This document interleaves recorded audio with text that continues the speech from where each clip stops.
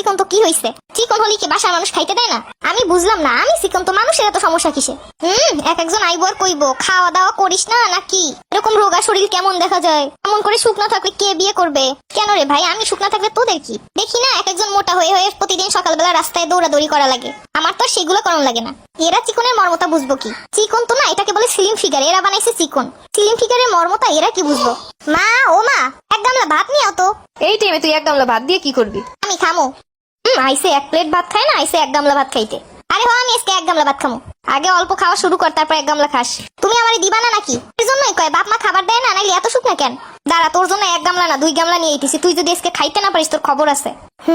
আজকে আমি এক গামলা খাইয়েই মোটো হয়ে যাবো। চিকনের একদিন কি আমার 100 বছর। আন্ডা যাওয়া ভালো হয়ে গেছে চিকন চিকন চিকন শুনতে। আমার একমাত্র টার্গেট হয়েছে এখন মোটা হওয়া। এই না তোর এক গামলা খাবার, এইখান থেকে যদি এক চিমটি কিছু থাকে তাইলে তোর খবর আছে। ও মা গো, এত খাওয়ান আমি কেমনে খামু? না, আমার মোটা হওয়া লাগবে।